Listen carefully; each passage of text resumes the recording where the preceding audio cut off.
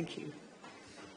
Well, welcome everybody to our Baines Council meeting on Thursday, the 18th of September 2025. I'd like to announce that I will be taking item 5 before item 4. Joe, can you read out the emergency evacuation procedure, please?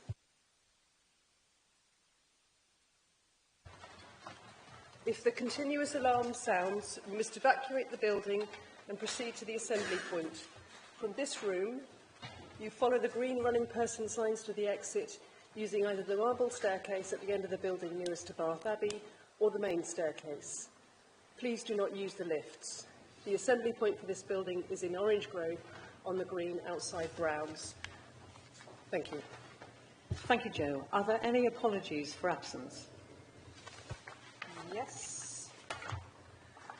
We received apologies from councillors Tim Ball, David Harding, Mark Elliott, Ian Halsall, Eleanor Jackson, George Leach, Anne Morgan, Bharat Pankania, Andy Waite, Karen Walker and Sarah Warren. Thank you. Are there any declarations of interest? No? And any declarations from the floor?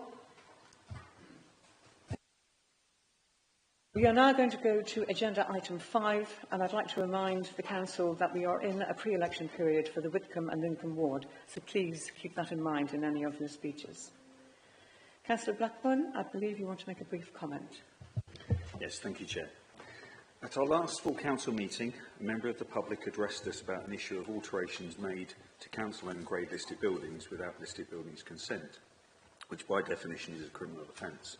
He addressed the council leaders, and in my factual question after the statement, I referred directly to the Chief Executive. I acknowledge in asking that question I treated the said officer unfairly and wish to withdraw the question. Thank you. That is in order. We're going to go on to number 3. I'd like to remind you all to switch off or to silent your mobile phones or devices. I'd like to remind you that you need to log into a mic unit to be able to speak and vote and turn it off when you finish speaking. And finally, I'd like to announce that the meeting is being webcast, so if anyone doesn't wish to be filmed, can you make sure the camera operators know? We're now going to go back to agenda item 4, where we are looking at the minutes, and I'd like a proposer that they are a correct record. Okay. Thank you, Councillor Guy. And seconder, Councillor May. Thank you. Can we have a show of hands to vote that these are accurate? Thank you. That's in order.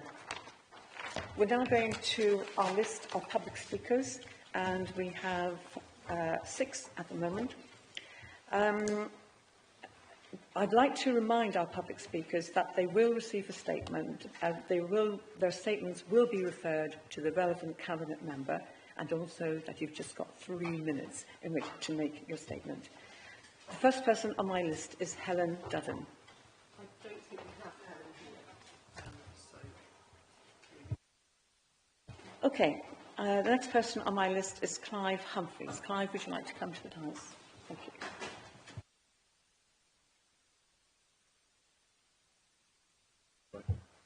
Having students in Bath is beneficial as they bring youth, vitality and income to the city, therefore making Bath a more diverse and welcome city to live in. However, each time a house is converted to an HMO, it reduces the housing stock that is available for people, families to buy or rent. This then pushes up the cost of buying or renting houses, so pushing people out of Bath. This will increase housing demands in Baines and will increase travel to and from Bath, so increasing the vehicle volumes, extra pollution and parking needs. The key reasons why houses are converted is to generate income for the landlord. It is easy money with very little issue once the HMO is in place, together with the council having virtually no powers to control. The landlords in my immediate area do not look after their gardens. They are just left overgrown. Parking in residential areas is challenging. Within 100 metres where I live, there are 11 students. So when they visit, there's a bun fight for parking. Parking on the pavement is normal. From figures I have obtained, there are 2,600 student HMOs in Bath, and none of these pay council tax, nor does the landlord. So the council loses, I estimate, an income of £5.2 million of revenue, and the loss of revenue must increase the amount the ratepayers pay in Bath and restrict the council on projects within the city. Universities are in financial debt and are increasing student numbers to resolve this. However, students need somewhere to live. Students take over supermarkets, coffee shops, which push out residents and tourists. Bath is a World Heritage Site. We should look after it. Some action. No more HMOs in Bath. All HMOs to be licensed, regardless of students' numbers living in there. Each HMO should have holding bond that the council can access if required. Charge the landlords an annual fee which is capped, so the extra cost cannot be passed on to those students. Stop universities and others from building any more accommodation in Bath unless it's on their own campus. Have our MP put a private member's bill into Parliament to have these powers granted to you. So action is required to be seen to be done, and I don't wish to be deafened by silence or inactivity because it's difficult. Thank you. Many thanks indeed. Can you answer some factual questions, please? No. Would you like to sit down? Thank you. Any factual questions from group leaders? Councillor Warren. Yeah, you said that you think landlords should pay. Do you think they should pay a business rate? No, I think they should pay a contribution to the council as an equivalent to the rates, as opposed to just a tax on the money they earn. Thank you. Any more factual questions from group leaders? Thank you very much. Thank you. I'd like next to call Mark Jerzak.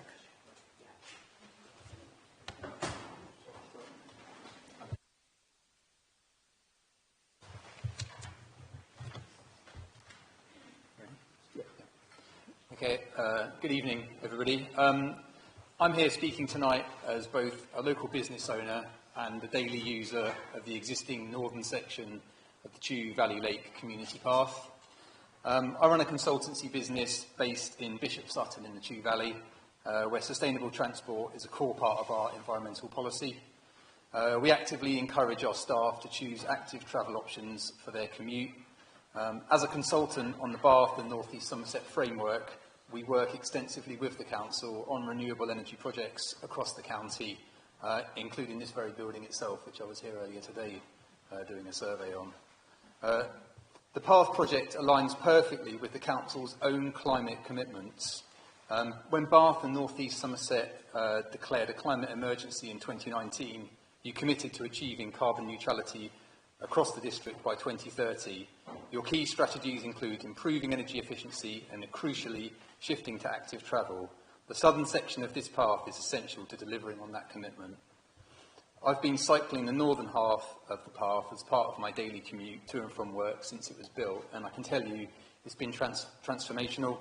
Every morning and evening I see, the same joggers, dog walkers, cyclists, women's running groups. It's really been a fantastic benefit to the local community. It's become a vital community asset that brings people together while promoting healthy, sustainable transport. I also use the path regularly with my young children for family cycling trips, but here's the problem. Families and residents living on the south of the lake are effectively cut off from this resource. They face the daunting prospect of cycling on the A368, the main arterial route between Bath and Weston-super-Mare. This road carries heavy traffic and, frankly, it's not safe for community cycling, especially with children. The northern section proved the concept works. Now we need to complete the circuit so the entire Chew Valley community can benefit equally. This isn't just about recreation, it's about delivering on your climate commitments, promoting public health and ensuring equitable access to sustainable transport options for all residents. I urge you to complete what you started and give the whole community the safe, sustainable transport link that they deserve. Thank you. Many thanks indeed, and will you stay for some factual questions, please? Any factual questions from group leaders? Councillor Guy. Thank you, Chair. Can I defer my factual question to Councillor Hodge, please? Sorry, we're keen to support this effort. Would it be helpful for the council to write to Bristol Water again, and would you like to meet with me to discuss the matter a bit more detail? Yes, that'd be great, thank you. Any more factual questions? Okay, thank you very much indeed. I believe David Redgewell is not here, so we're going to go on to Hussein Piroz.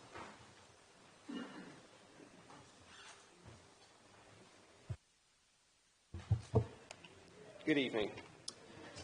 A reason why the public lose confidence in politicians is when promises are made but not kept. In my experience, this is not the case with the Bath and North East Somerset Liberal Democrat administration. My young family and I live on the boundary of Salford Village, and we take a keen interest in what goes on in and around Salford. In this year's council budget... Can I just stop you for a moment? Because we have a by-election, it's quite difficult for you to go on and promote a party when we have a by-election. Michael, would you just clarify this for me, please?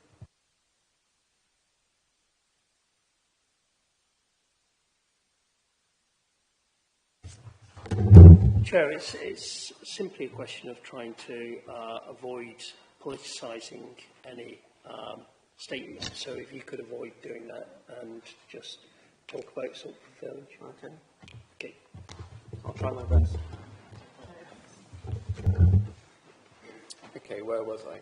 Okay, in the council budget, funding was earmarked for a major resurfacing of the A4 between Salford and the Globe roundabout, and also the installation of a central pedestrian island by the Rowing Club on the busy Bath Road. Both projects have been completed as promised. Sorry. I fail to see the difference between what he's saying now and what he said earlier. I mean, all we're having is a catalogue of what the administration has done, and we are in purdah. I agree, Councillor Hale, but he hasn't actually mentioned the political parties, mentioned things that have been done. Well, but I'll go to Michael Hewitt and get his... Could you...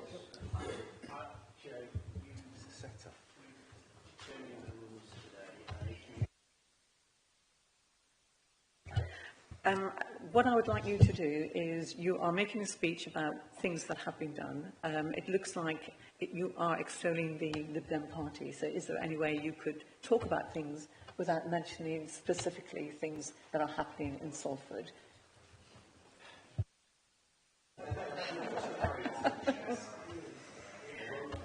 Then I've prepared a speech. I can't rewrite it on the hoof, exactly.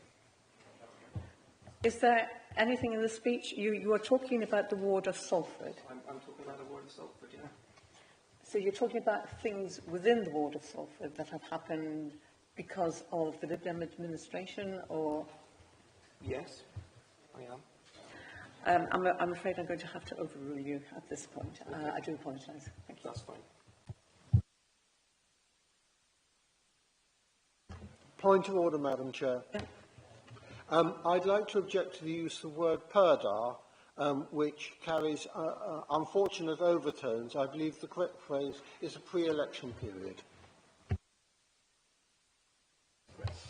That is correct. Thank you. We will avoid using that in future.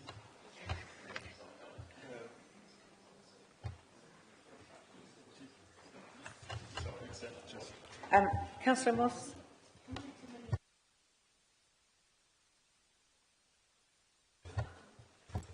Sorry, Councillor Hughes. Sorry, can we clarify this with the monitoring officer, please? I don't understand the problem with the use of the word purdah, and are we all going to be banned from using the word purdah going forward? I mean, the true words are pre-election period. Purdah is just a traditional shorthand for that period between notice of election and the actual election itself. So people have traditionally used it. I accept it's not sort of correct. It is the pre-election period, and that's the advice I give at the time that an election is called. So it's better to use that terminology. Can I just point out, words change their meaning and have different meanings as time goes on. Purdah has been used for many, many years as a shorthand for the pre-election period. But if we are going to look at the origins of words, I'm afraid when we come on to the local plan discussion, I'm afraid the word bungalow is included in there. And I'm afraid that has colonial overtones that I will be objecting to most strongly in that discussion. Will Godfrey is going to reply to that. So just for clarification, I don't mind if councillors want to use the word purdah. I mean, just pointing out the fact that, well, it is a legitimate point of order that's raised, and I'm responding to that point of order. Okay? So if councillors want to use the word purdah, you are entitled to use that word, but technically we are in what is referred to in legislation as the pre-election period. Now, you can argue about whether or not that's right or wrong, but that is the technical period that we are in. But if you want to use the word purdah, I'm not going to sit here and stop people from using that word. All I'll say is thank you for your advice, Will Godfrey, and we will act on that advice now. Okay, just to say, we have two people who... come to order, please. We have two speakers who have not arrived. We have an extra speaker who would like to speak, and because there is an opportunity now for that person, Nick Baker, to speak, I'm going to ask him to speak first, followed by Nicola Wilson. I believe that is in order, everybody. Thank you.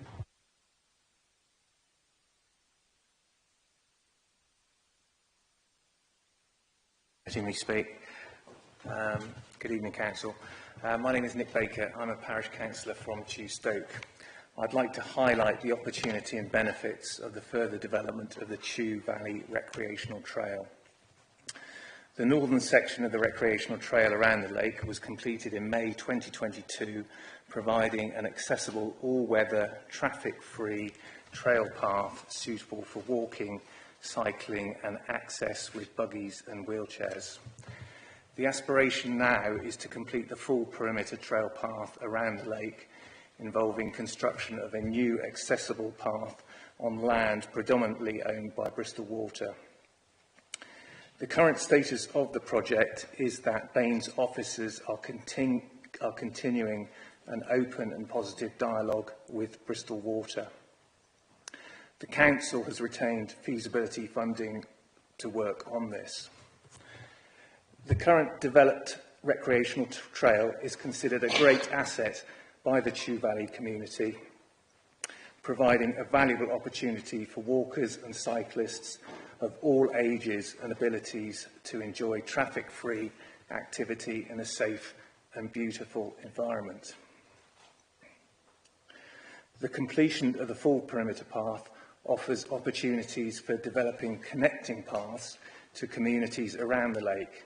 This could promote active travel between villages for school children, commuters and general everyday use.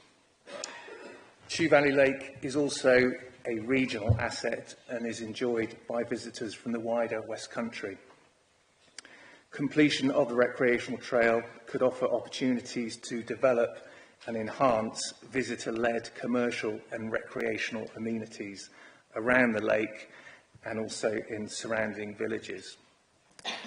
The location also offers great educational opportunities for learning about the environment and active travel.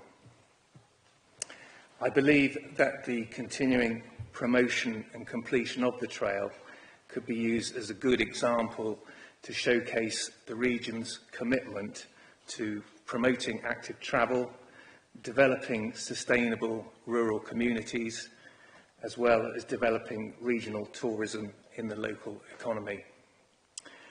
I would like to encourage Baines councillors to continue to commit to maintaining a dialogue with Bristol Water to progress next steps for reviewing funding and feasibility for this scheme. Thank you. Thank you. Any factual questions? No.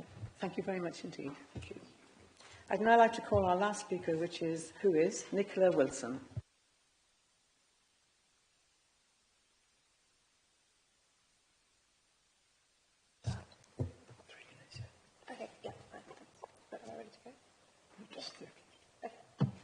Hi, good evening. My name's Nicola Wilson. I'm also a parish councillor for Chew Stoke, and I'm also here to talk about the path around Chew Valley Lake. I've lived in Chew Valley for most of my life, on a working farm overlooking Chew Valley Lake. Over 25 years ago, when I was at primary school with my 3 sisters, my grandmother, Margaret Wilson, first raised the idea of creating a path around the lake. The vision was simple but powerful: to use the disused roads that could create a safe route around the lake, separate us from traffic, where families could walk and cycle freely, and our villages could be properly connected.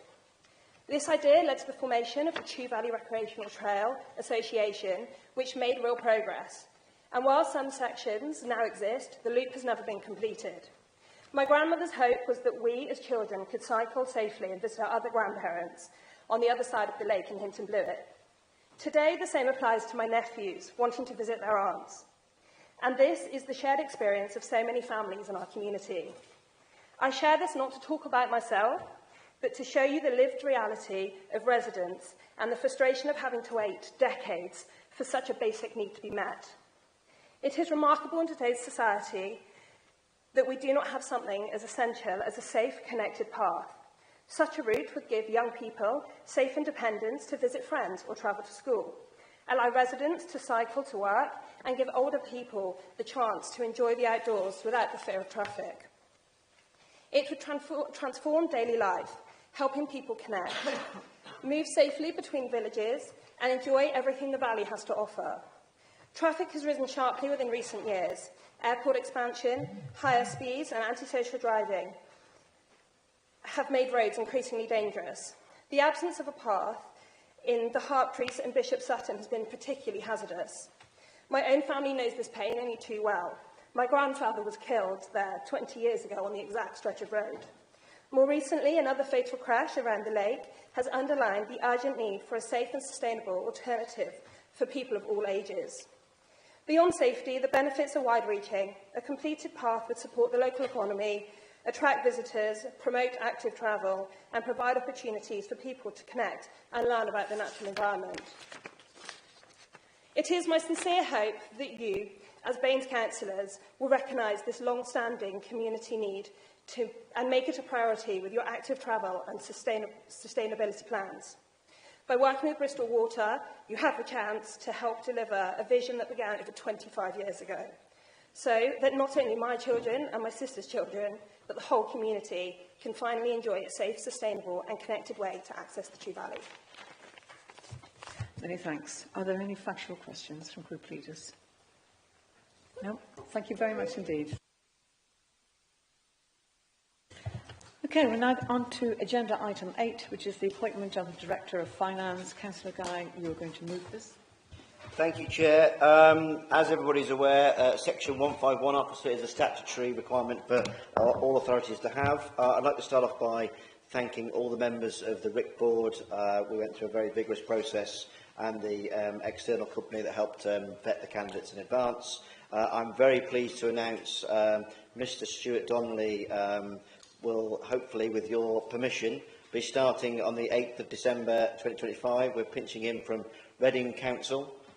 Is extremely experienced finance officer and will be a great addition to our already exceptionally good senior management team. So without further ado, I would like to move the paper. Thank you. And we have the seconder, Councillor Moss. Yes, happy to second. Interesting, we went through a vigorous rather than a rigorous process on the RIC, but there we go. Things do change. Congratulations on appointment, and I'm glad that we have someone in post. Would anyone like to make any statements? Councillor Guy, I don't know if you really want to summarise what's been said so far. I'm happy to move to the vote, Chair. Thank you. So we'll now move to the vote.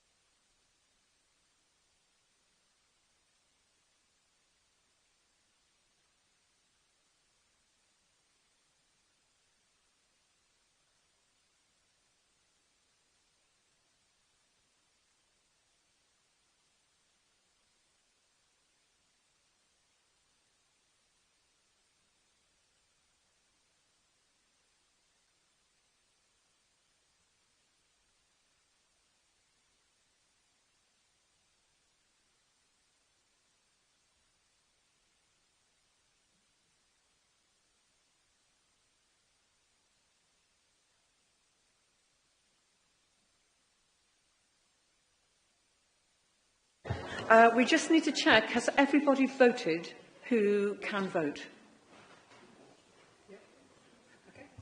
Okay. Right, thank you.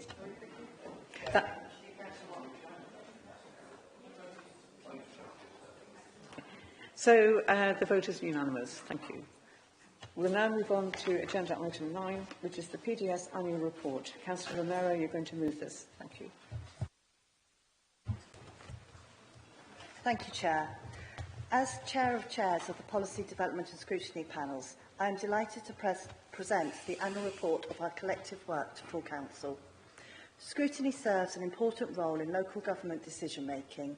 It is there to act as a critical friend, holding decision-makers to account, questioning and reviewing decisions, and also delivery, to ensure transparency and so accountability.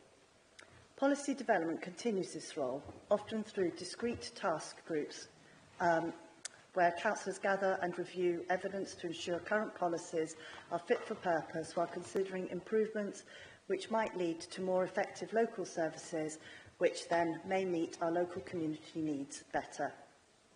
We can also shine a light onto services, highlighting the work they do and the difference they make, obviously to the individuals or communities they serve, but also perhaps less tangibly in reducing pressures in other areas of the Council or our partners' work and budgets. In my own panel, the Children and Adults Health and Wellbeing Policy Development and Scrutiny panel, we looked at a range of issues, from savings being sought in the budget setting process to decisions taken by the Bath and North East Somerset, Swindon and Wiltshire ICB, which is the Integrated Care Board, and have also undertaken work on the roots of knife crime, and we are currently undertaking a piece of work looking at the value of investing in early years and support. I know that the other panels have done equally worthwhile and important policy work, and I am sure members of those panels will be keen to update full Council on the detail of that work. I look forward to hearing more about that work, as I'm sure you do too. I'm happy to move the recommendation as printed. Thank you, Councillor Romero. Councillor Ross, can you, Councillor Moss, can you second, please? Happy to second and echo Dina's remarks in moving this. Particularly like to thank the officers involved in scrutiny and policy development. I think they are stretched is probably the best way of putting it, and I'll come back to the issue of resourcing for scrutiny and policy development in a second. First of all, the work that's done by the panel that I chair, which is corporate oversight, and the work that we've done looking at the commercial estate owned by Bath and North East Somerset, which is a considerable source of income for the council. But wildly and exciting work on scrutinising quarterly financial revenue and capital reports is possibly one of the less exciting corners of scrutiny, but still as important, because it is looking at that relationship between budgets we set in February and how that works out on a quarter-by-quarter basis. And clearly, overall, the idea of making sure that we get value for money, best value for money in what are tight financial circumstances. But there's a couple of things I particularly want to emphasise, and that is that this is about scrutiny, not just about what happens in Bath and North East Somerset Council, but it also stretches out into other public bodies, and Dina did mention the Integrated Care Board, where this is the public scrutiny for those public bodies, and as those bodies get larger geographically, it becomes more important that elected representatives get the opportunity to look at, examine and question that work. And I know that the work done by Dina and Liz as Chair and Vice Chair, Children, Young People and Health, is particularly good at doing that. But I go back to the point I make about the work done by officers. It's an area of funding in local government that has been squeezed over the years as financial budgets get tighter, but I'd say that it is a false economy to actually look at examine and suggest policy and budget changes from the backbenches and not from the Cabinet is a key part of work that councils do, and it's a matter of regret to me, and I'm sure many others, that understandably budgets have been squeezed, and so the amount of work that can be done by policy development scrutiny has been squeezed as well. But happy to second and thank the officers for this report. Thank you, Councillor Moss. Are there any statements anyone would like to make? Oh, Councillor Biddleston. Thank you, Chair. So our Audit Committee have consistently raised concerns about transparency and public visibility of Section 106 and SIL funding.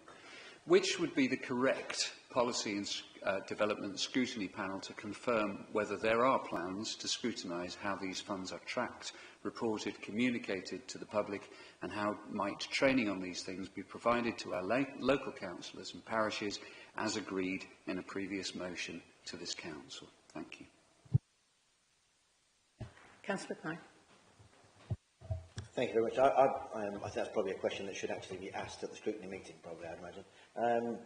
I would just like to say thank you for everybody that sits on scrutiny panels. You all do an amazing job.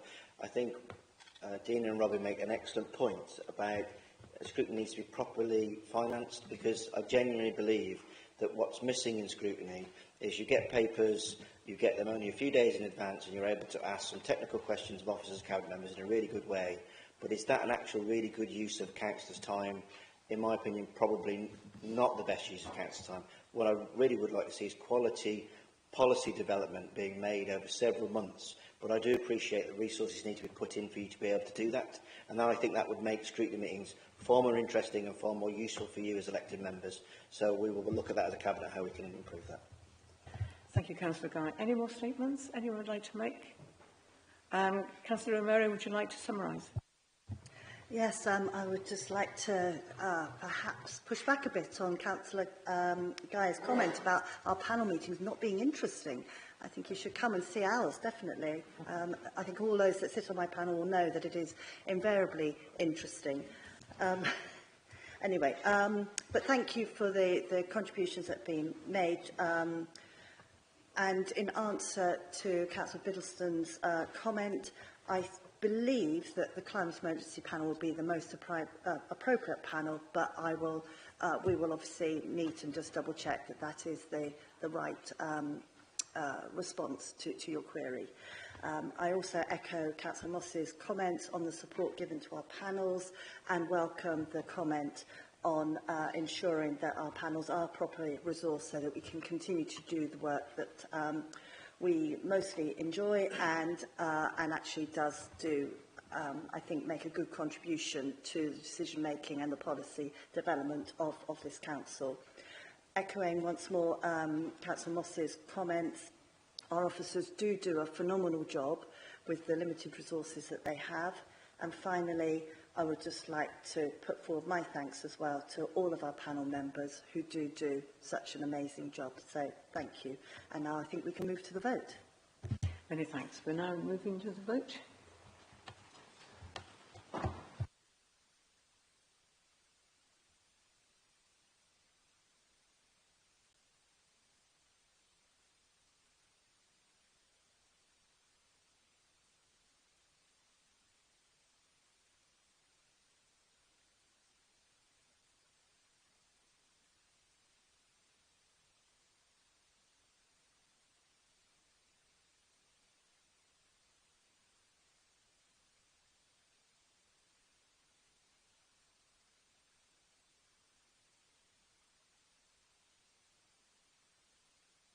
Could I check that everybody has voted who wants to vote? We're one vote short.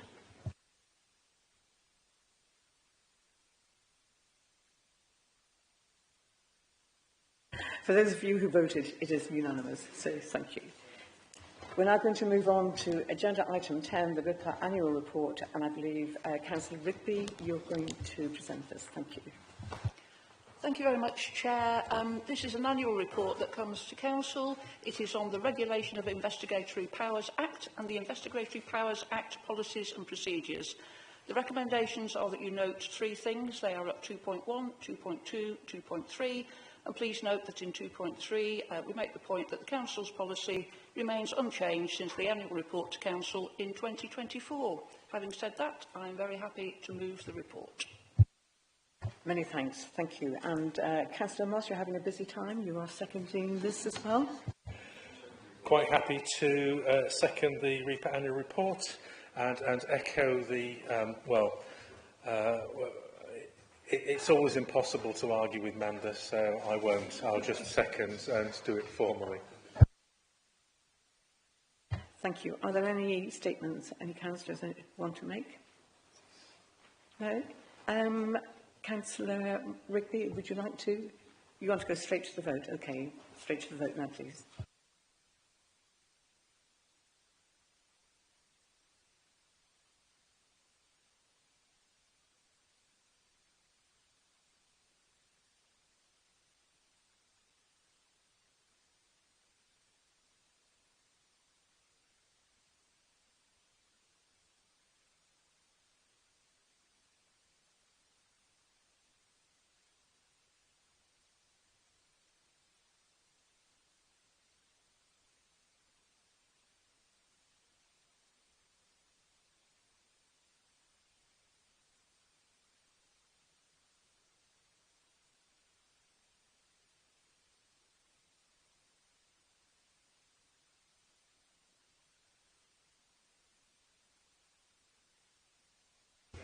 Okay, for everybody who voted, it is unanimous, so thank you. We're now going to move on to agenda item 11, which is the Standards Committee annual report, and I believe Councillor Toby Simon, you are going to move this. Thank you. Thank you, Madam Chair. Having been criticised yesterday for speaking too long, I'm going to be very brief today. The committee didn't actually meet. This report just covers the work of the monitoring officer in dealing with the standards issues, and I invite the Council to note its work. Thank you. Thank you, Councillor Simon. And Councillor Warren, you're going to second this, please. Thank you, Chair. I'm going to be a long time, actually. I'm going to annoy everybody, just like Robin did. No, I'm happy to second this. I mean, I think that the disappointing thing sometimes, the standards board doesn't really have enough teeth. I've literally just come on it. And it's a bit disappointing when you're on it to see you can't actually do anything.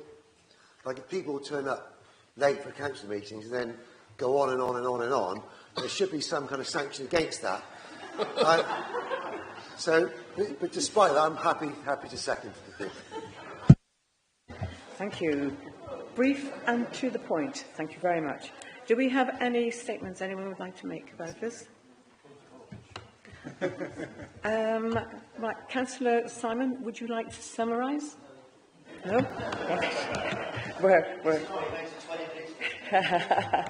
I'm glad you're not making a 20-minute speech, so we now go to the vote. Thank you.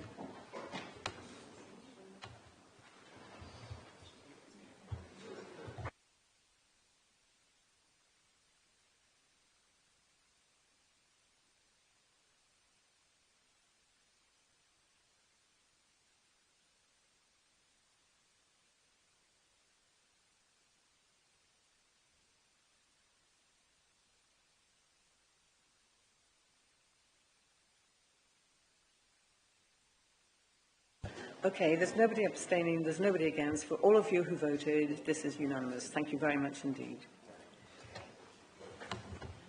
We're now going to go on to agenda item 12, which is a motion from the Lib Dem group about houses in multiple occupation. Point of order. Yeah. We've spoken, excuse me, we've spoken about, I use the right words, pre-election period earlier. We still are in that pre-election period, and I would have to feel that this is against that situation. Thank you for raising that. It was raised, and our legal expert, Michael Hewitt, has replied to that. Basically, the three things that are being moved by the Council are to do with the fair funding formula, and all the information that we are looking at passing is to ask the government to bear in mind the fact that houses of multiple occupation cost us dearly when it comes to council tax. So asking to make sure that when the fair formula funding review is in place, that they take regard of the fact that we're down in money because of these HMOs. And then the other thing is to ask, which is very laudable, our residents to take part in the plan, the public plan update, and to make their views known. So I can't see that it refers directly to people who have an interest in houses of multiple occupation. It's mainly to do with getting more funding from the government, which we're all in favour of, and requiring local people to participate more in our public plan. Yep. All of that could be conducted after the by-election at the next council meeting. I still feel that there is a political element within this.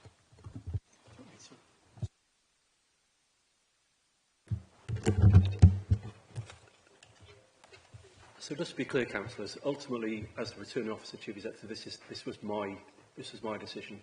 I listened to both sort of sides of the argument in terms of that, listened to the advice, and ultimately I decided that the core element of the motion is about requesting additional powers, and I felt in the context of having that conversation, it was perfectly appropriate to have it in this period. So ultimately, that was my decision.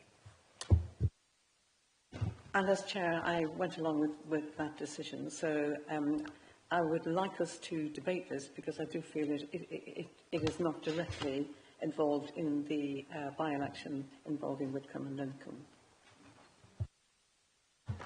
Okay, Chair, how many HMOs are there in Whitcomb and Lincoln? Yes, HMOs are throughout Bath. But I think what we are discussing is the prerogative clauses in the actual motion, which is looking at more funding, fairer funding, and getting local people to participate more. Now, maybe I'm missing something here, but I do think... I've also looked at the fairer funding formula by government, and it's only for children in education up to the age of 19, or if they're care leavers up to the age of 25. So the HMO relevance is not in this paper. I've been advised that this is not actually a point of order. So at the moment I've ruled it admissible, so I'd like us to continue with this. So no further objections. Councillor David, can you second this motion, please? Sorry, what was that? Sarah. Oh, sorry, Sarah, I thought you'd spoken already. Okay, sorry. Sorry, the point of order came before you spoke. Sarah, would you like to propose this motion? Thank you. Thank you, Chair. I'm really pleased to be able to bring this important issue to Council. As part of the housing mix in our area, houses of multiple occupation, HMOs, play a very important role. We're trying to recognise that importance while also ensuring our communities don't suffer from some of the negative impacts they also bring. HMOs are a key way students choose to live in our area. It can allow for a cheaper set of bills than a purpose-built student accommodation offer, and also gives a transition in experience between pure student accommodation and living in a more permanent home. And HMOs are not just a choice for students. Many young professionals find that sharing in this way again makes them both financially and more accessible and socially a more pleasant way of living. Our motion addresses two aspects of HMOs locally: the reduced council tax revenue and the new planning control options for HMO conversions. As we know, residents living in student HMOs are exempt from paying council tax. This is because they are not what's known as economically active. In the past, central government took this loss of council tax revenue into account when calculating grant funding to councils. However, over recent years, grant funding has dwindled to almost nothing, and this compensation is no longer a factor. In a city like Bath, where students account for a significant percentage of the population and only limited numbers live on campus, this equates to millions of pounds of lost revenue. This motion is not in any way about criticising the contributions students make, but what isn't fair is that the cost of maintaining services like rubbish collections, pothole filling, etc. is borne by residents in non-HMO properties in their entirety. And of course, this impacts the budget for the whole council area, not just Bath. The current fair funding review is a chance to call on government to reinstate the compensation to university cities in their updated funding formula. So the motion asks the leader to raise this with government. The second aspect is planning policy. Many of us will recognise that the balance between family homes and HMOs has shifted dramatically, with landlords able to make a lot more money by putting up to 8 students into what would have otherwise been a family home. This has an impact on our communities more widely. In some communities, there is a very visible difference between term and non-term times. Many shops and other businesses notice a dramatic downturn in their revenue. Baines has already implemented planning controls, including the Article 4 direction requiring planning permission for HMO conversions and the sandwiching policy. However, these have led to growth in HMOs outside the traditional areas in Bath. So we need an updated mechanism to reset the balance and cater for both families and students in the most appropriate type of housing. Our North East Somerset colleagues may feel this does not impact them in the way it does in Bath. However, families are being forced out of the city because of the lack of housing, and they are moving further out to rent or buy in order to be as close as possible to both jobs and family. This has a knock-on effect on our known transport issues and housing across the district. Next week, the local plan options document is coming before Cabinet, and if approved, will go out to public consultation next month. This document includes an option to update HMO policy to prohibit the creation of an HMO where it would result in the loss of 2 or 3 bedroom C3 dwellings suitable for owner occupation by families and first-time buyers, among others. And this policy would either be citywide or for the relatively more affordable market housing areas identified in Bath. This would not represent an outright ban of HMO conversions and would not reverse any existing HMOs, but it would help with maintaining balanced communities. We are at the very start of the reset local plan process, and our motion tonight simply seeks to highlight this policy aspect and encourage more residents to look out for and respond to the expected consultation next month. The more responses we have, the better. I therefore move this motion as printed, with a small update to correct the typo on paragraph 12, where the local plan options consultation date should read 3rd of October to the 14th of November. I so move. Thank you, Councillor Moore. Councillor David, you're going to second this? Thank you. I'm very happy to second this motion and its recognition of 2 issues that are important to my community in Moorlands: the loss of family housing as a result of the conversion of properties to HMOs and the loss of council tax income from student properties. Over the last 6 years, I have seen a steady stream of planning applications in the Moorlands area seeking to convert family homes, typically 2 or 3 bedrooms, into houses of multiple occupation. Typically, these involve losing the living room to create additional bedrooms and, in some cases, extensions to create larger 6-bedroom HMOs. Once converted, these homes are effectively lost from the family housing market, and this has real consequences in areas like the Oval and the Moorlands estate, reducing the availability of small homes otherwise suitable for young families to rent or buy. Typically, these HMOs bring many more adult occupants, often with cars, adding additional parking pressure to already congested streets with limited off-street parking. Smaller HMOs are not registered, and that means we don't have a full picture of how many HMOs are operating locally. Some landlords may also not realise that they require planning permission for smaller HMOs. This trend is directly exacerbating Bath's housing crisis, and with every small family house that becomes an HMO, we reduce the supply of suitable homes for other families to rent or buy. The second issue highlighted by this motion is the loss of revenue to local services. I welcome students as an important and valued part of our city, but student HMOs are exempt from council tax, and this means that the council loses out on income at a time when government grant funding has already been reduced. The demand on local services, from waste collection to transport to community facilities, still rises with student populations, yet the income to support these services does not keep track. So I agree with Sarah that HMOs remain an important part of our housing mix, alongside purpose-built and on-campus accommodation, but without stronger planning controls on the location and number of HMOs, we risk tipping the balance.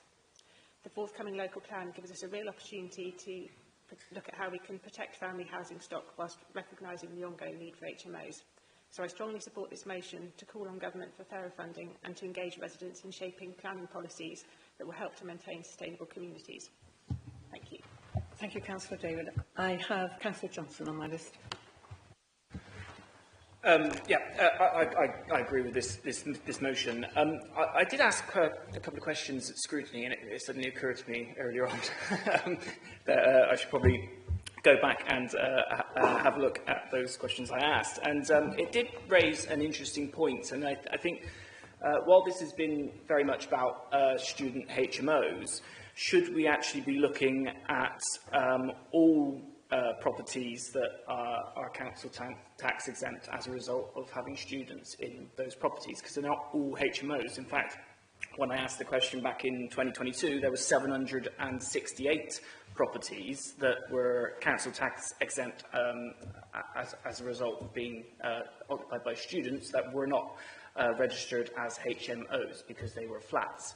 So if we're going to be recouping funding because of HMO side of things, I would have thought this motion should be reflecting the fact that there are students living in other properties in Bath that are claiming council tax exemptions, and surely that motion should address this as well.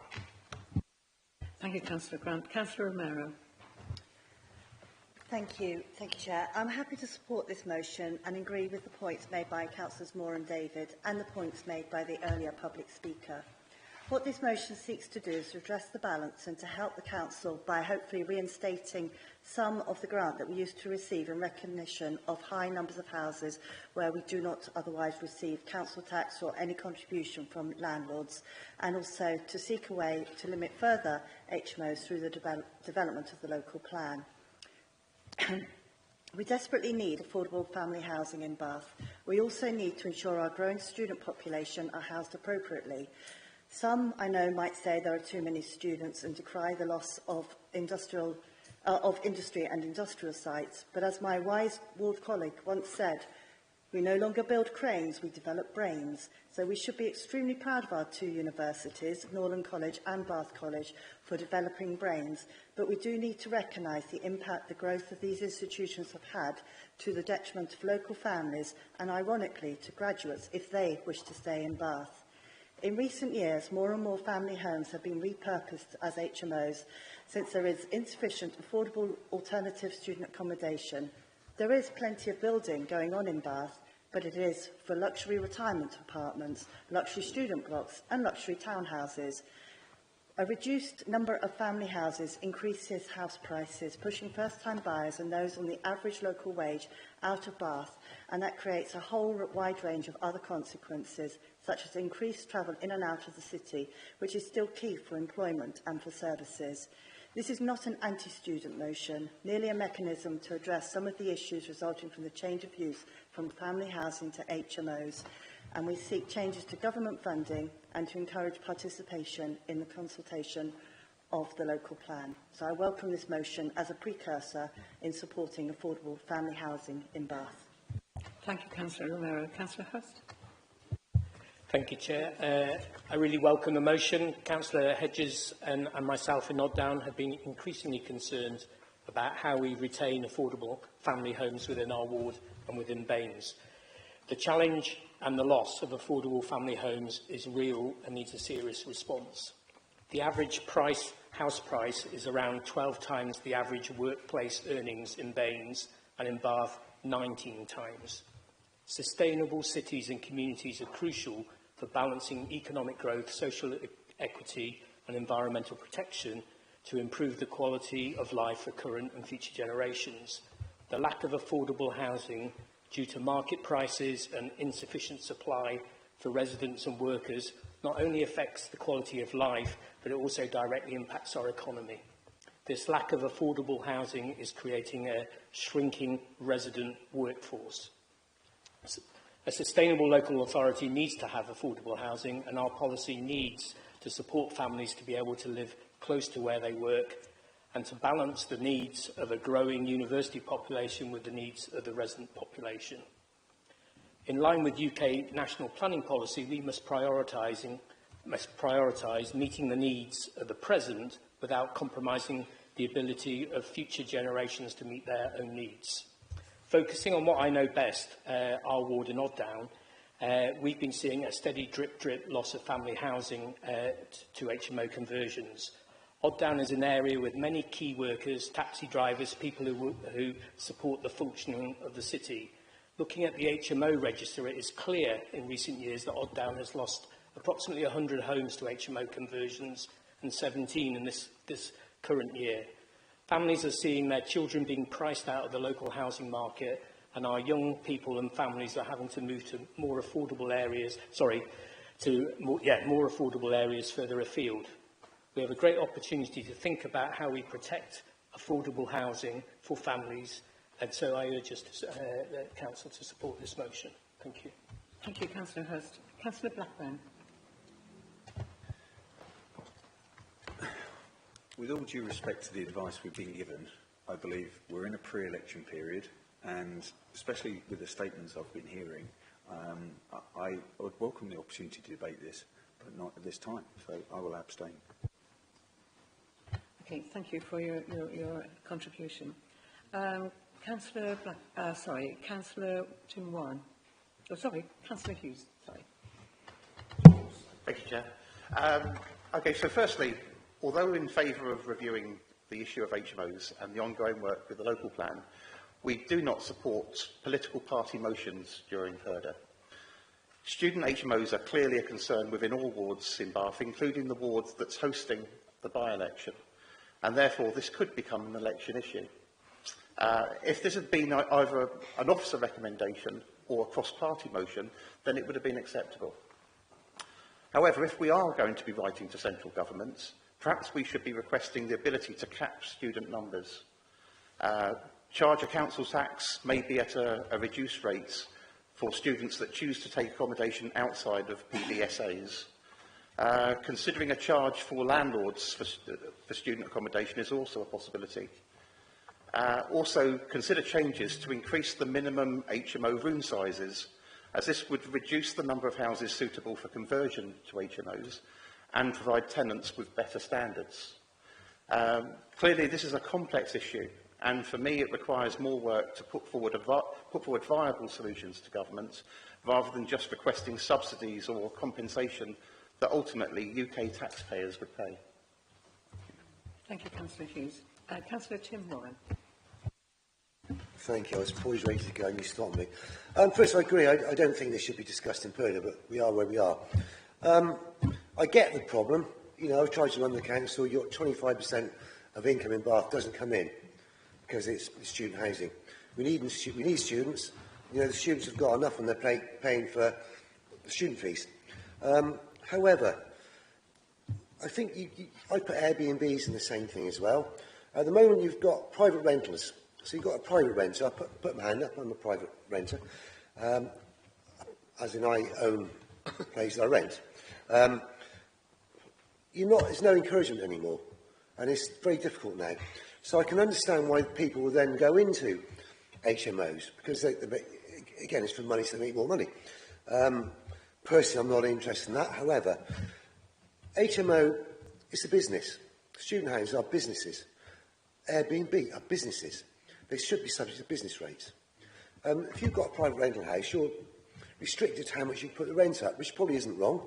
However, the same doesn't happen because you've got the turnover with the HMOs, so you've got different students all the time, so you can keep whacking up all you like. So somehow you could put a limit on it. I sound a bit socialist, I apologise to anyone who doesn't agree with it. It kind of hurts me to say it, but students they're a big part of the community, and hopefully will then become a big part of the country. So we need them, and they do a great job in Bath. In places like Morley Road, for instance, since the students come on, they spend money, the cafes are great, the shops are great. So there's an awful lot to be thankful for, apart from the 25% in Bath that you don't get in council tax, which kind of wipes it out, really. But should they pay? No. However, if you've got a house here, a 3-bedroom house that's being rented out for £1,200 a month, you've got one next door, which has been turned into a 6-bedroom house, and the landlord then, instead of getting £1,200, he's probably getting £5,000 a month, or £4,500 a month. They're not paying anything. So that is wrong. So I think what Councillor Guy should be doing is going to government and actually, rather than putting your hands out, because if they make up the shortfall, it means that we have to pay more in tax. In fact, I think I pay enough tax already, if I'm honest with you. I think I pay too much tax already, as we all do. So if you've got the landlords making all that money, I genuinely think we should be asking for the government to change the legislation, and that should be subject to business rates. Many thanks indeed. Councillor Biddleston. Thank you, Chair.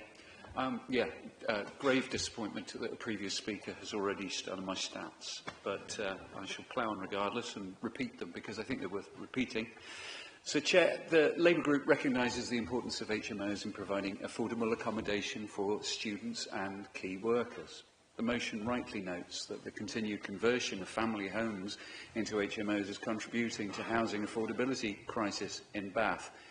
But I think we're missing a trick, and I think we're missing some points.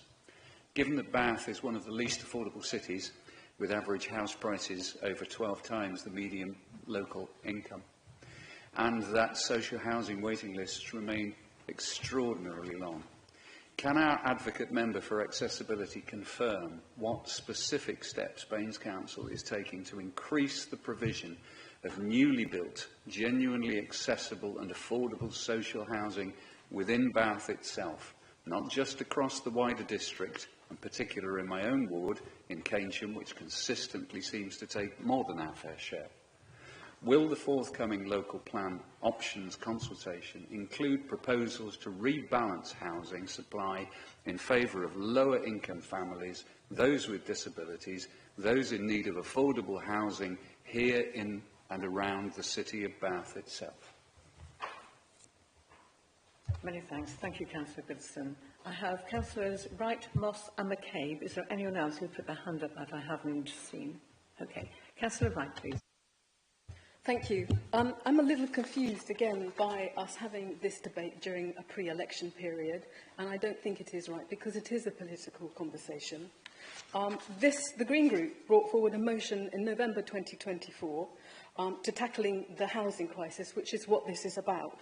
And in it, we called for rent controls, the limit to the impact of short-term lets, and the end to the right to buy. We were told by the Cabinet Member for Built Environment, Housing and Sustainable Development, in his summing up, that it wasn't a relevant motion and they were very happy with where the government plans were. So I've also just been sent an email from a resident that was sent to him by the Leader of Council, making again a political point that Baines won't be bullied by a Labour minister in London and we will focus on building the right houses in the right place, which is an email that has gone out widely across the area. So we are clearly in a pre-election period, and this discussion is sitting with the Lib Dem group and bringing a motion to this group, to this council, for us to all debate. The issue of students is quite serious. We've had students come and sit and talk and present 3-minute speeches to us and tell us how atrocious their housing is and how they aren't supported within the council. They have a system clearly where they can make complaints. How many complaints have been made to Baines and how many hazards have been found in the HMOs that they use? The wider issue of HMOs is important because it isn't just students that use HMOs, because we have a housing crisis, so people can't afford houses, so they have, and there are no rent controls, and we have no limit on short-term lets, and we have Airbnbs. So many professionals, and we know this in Lambridge, are now in HMOs. So this whole debate about students who are our future and our hope seems to be a political argument at a time when we are in a pre-election period. And again, I am disappointed that this motion was allowed to come before this council at this time. And then the wider issue too is that this council, in I think it was 1966, signed a charter with the University of Bath for a peppercorn rent, and we get no money for this, the university and the students here. Should we not be revisiting that charge because of the number of students that they are bringing into the city? And this motion is not one that we object to, but certainly not one that we will be supporting tonight. It is the wrong time and the wrong conversation, and we are disappointed that, again, the issue of rent controls, limiting the impact of short-term lets, and the end of right to buy is not a serious issue that is being debated for all people, because most people in this city want fair houses in fair places where they can live now, and there are none. And that is why we are in a political quagmire in this country, because it is a disgrace that none of our children can afford to live.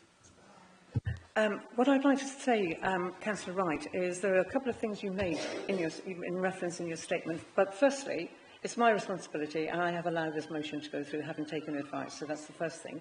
Secondly, you made quite a political allegation about a Labour government bullying.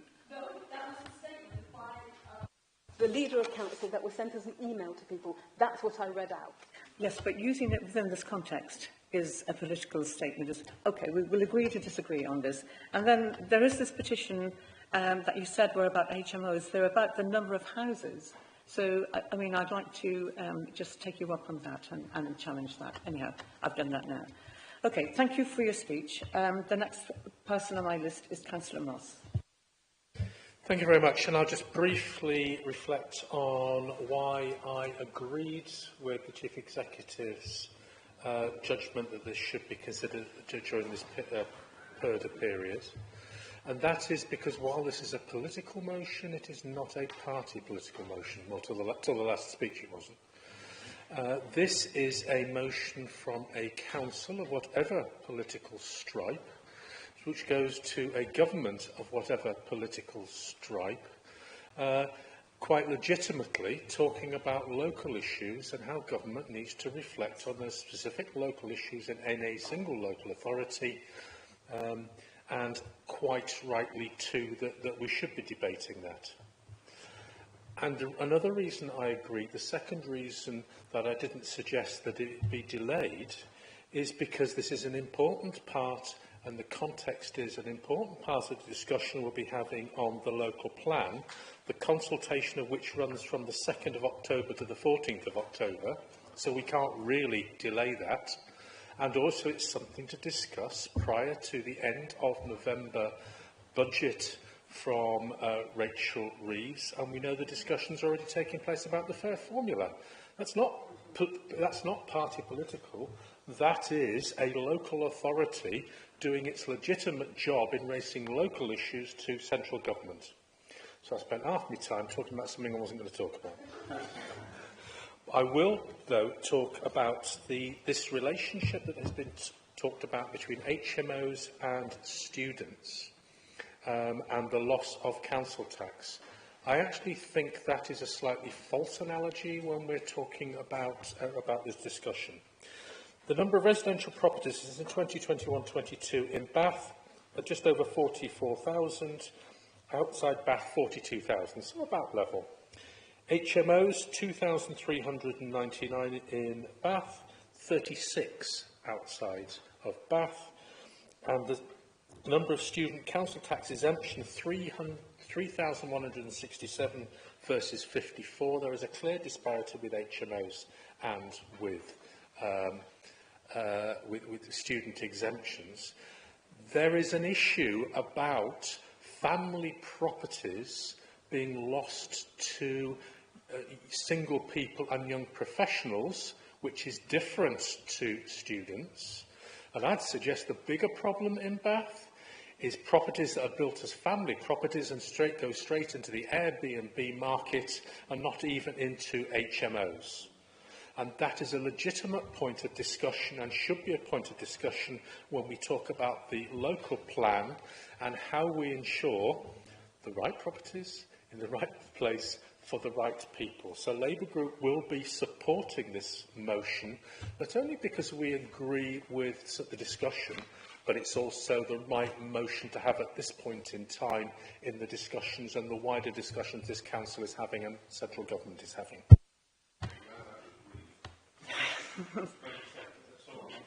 Right, you went over just a little. Councillor McCabe. Thank you, Chair. This motion is obviously about the loss of housing stock and the loss of housing stock leading to also to a loss of funding. And you'll forgive me if I stick to my portfolio area, which is housing. I am concerned about the loss of family housing stock, and I want to thank all the councillors who've been in touch. And it was Councillor Player who first took me out for a walk around Westmoreland to show me the impact of HMOs on the communities that make up our residents.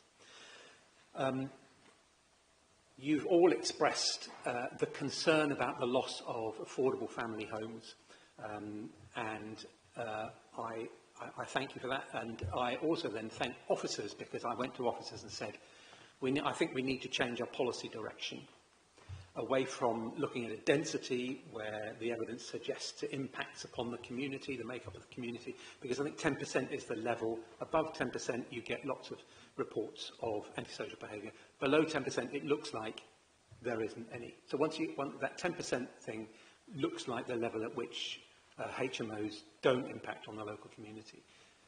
So the chances of getting a lower density look pretty remote because the evidence doesn't back it up. So I said to them, we need to develop a policy that stops the loss of our affordable family homes, particularly in Bath, where we cannot expand the city. And we're not interested in building up because what we want is homes. So that's the challenge I set them, and they came up with the policy, a new policy, which will be consulted on, if it gets voted through Cabinet next week, it will get consulted on as part of the local plan options consultation, which begins on the 3rd of October. So I please all get involved in getting your residents to express their opinions. Please express your opinions on that. It's really important, I think, that we look at that fully and consider it fully. And just to respond to Councillor Biddleston, I have consulted, obviously, with access groups and Age Concern and Ageing Wellbeings about the nature of the houses we're going to be building, and I've asked them to submit the evidence that they have that will help our officers to make better informed decisions. So I thank you for the opportunity, Chair, to mention these things, and I will be supporting the motion. Thank you, Councillor McKay. My last speaker, unless anyone else puts their hand up, is Councillor Guy. Thank you, Chair. I was going to try and help with Sarah summing up if I can. One of the points is for me to write to the Government and Secretary of State, which I'm happy to do if you vote it through. Some really, really good points raised from all different groups on that. More than happy to bulk out that letter to emphasise all those really good points that are raised. I'm sure that's in my discretion to do, but hopefully you'll allow me to do that. Secondly, Councillor Robin is absolutely spot on. We are in a pre-election period, or PERDA, whichever you want to call it, but that doesn't stop the daily business carrying on. This is really important stuff. The timing is really important. Adults need to continue to be adults and make proper adult decisions, and if people want to behave like a university debate society and raise points of order, they can, but the adults will continue to do their work. Thank you, Chair. Thank you for those remarks. No offence taken. In fact, thank you for those remarks, Councillor Guy. Councillor Moore, would you like to summarise? Thank you, Chair. I'd like to thank councillors for their contribution, and to reiterate, we want government to bring back the compensation for councils who lose that income, and highlight the proposed local plan options and ask for engagement. Questions about new housing will be addressed within the local plan consultation. I think the debate shows that the loss of affordable family homes needs to be urgently addressed.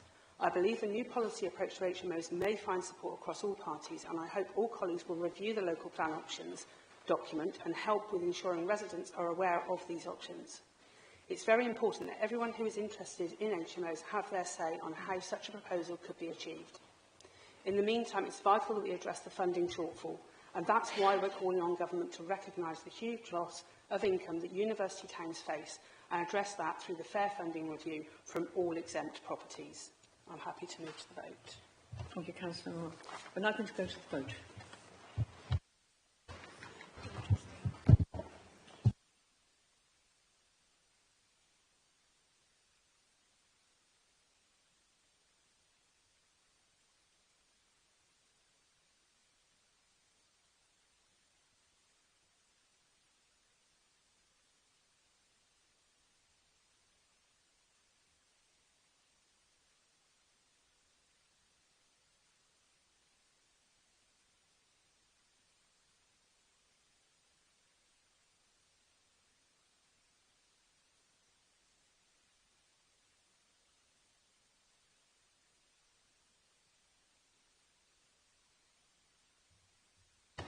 Just to say, this motion has carried. We had 36 in favour and 11 abstentions. Thank you very much indeed.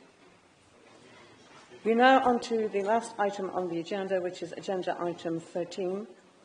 There are no councillor statements registered, but we have had a question and answer document provided by Councillor Wright, who put questions forward, and the answers have been given.